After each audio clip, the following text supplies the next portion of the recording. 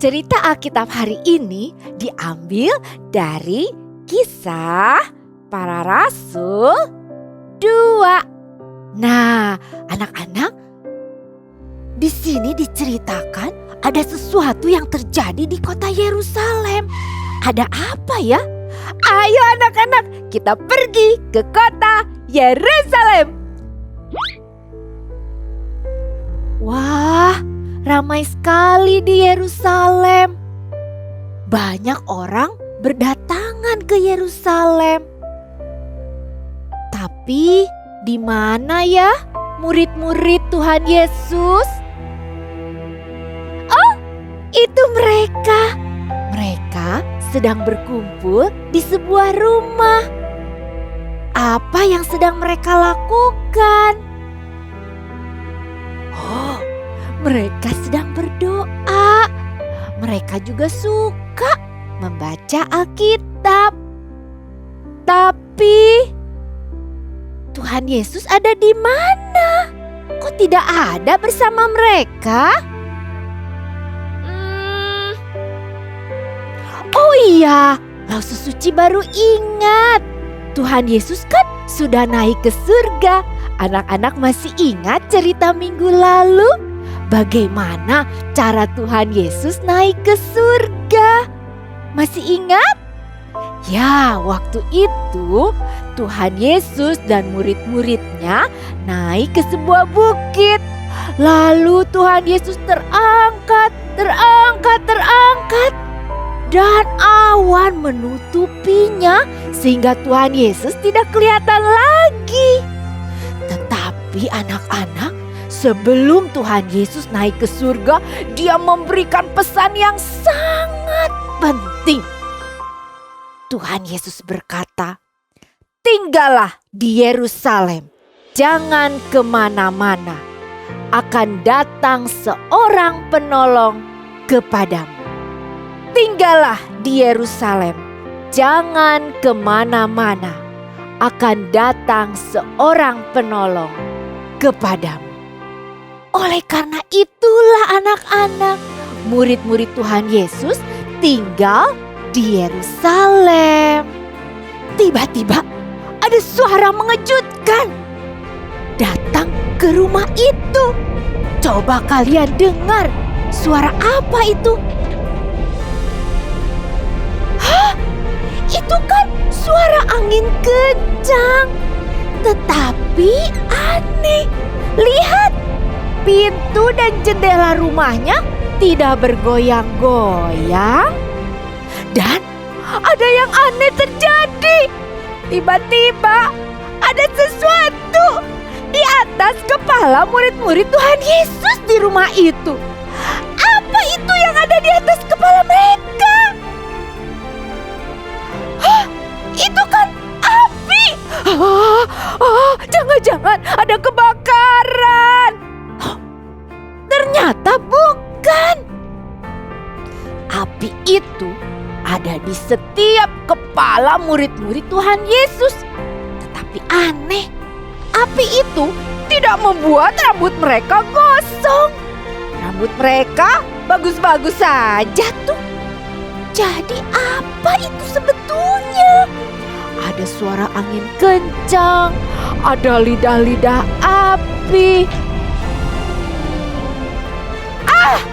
Ternyata penolong yang dijanjikan Tuhan Yesus itu sudah datang. Siapa ya namanya? Roh Kudus. Siapa anak-anak?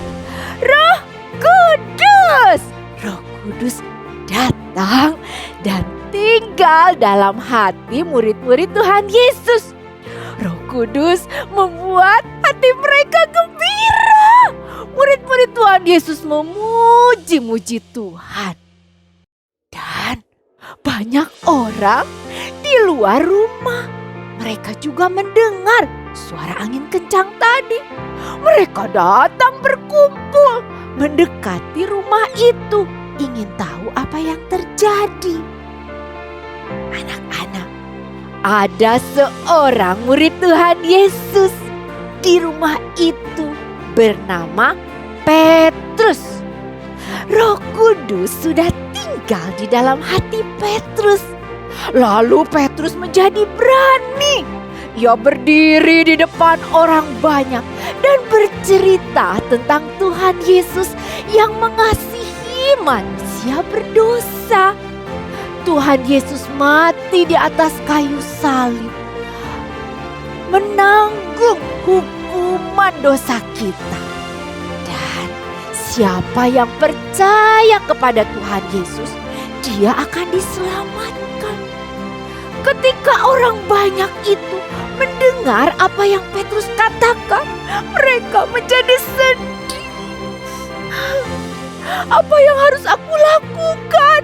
Dosaku banyak. Ya anak-anak, mereka tahu dosa mereka banyak. Apa yang harus mereka lakukan?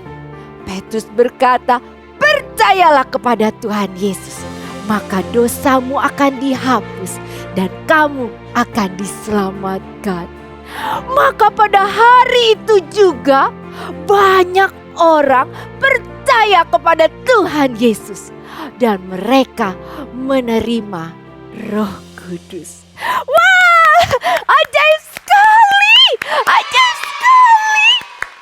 Anak-anak, Roh Kudus itu sebetulnya siapa? Roh Kudus adalah Allah yang tinggal di dalam hati orang-orang yang percaya kepada Tuhan Yesus. Untuk apa Roh Kudus tinggal di dalam hati?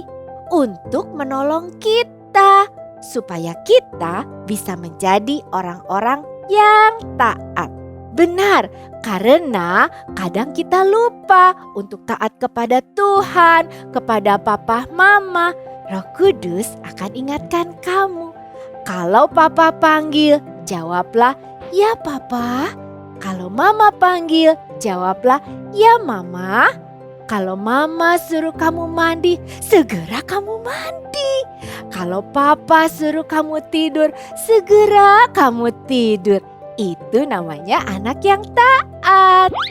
Roh Kudus juga suka ingatkan kamu. Kalau kamu malas berdoa, Roh Kudus akan ingatkan, ayo berdoa dulu. Anak-anak cepat berdoa ya. Nah, Roh Kudus juga akan ingatkan kamu untuk sayang adik, sayang kakak, sayang teman. Nah, Roh Kudus juga akan menolong kamu menjadi anak yang mengasihi Tuhan.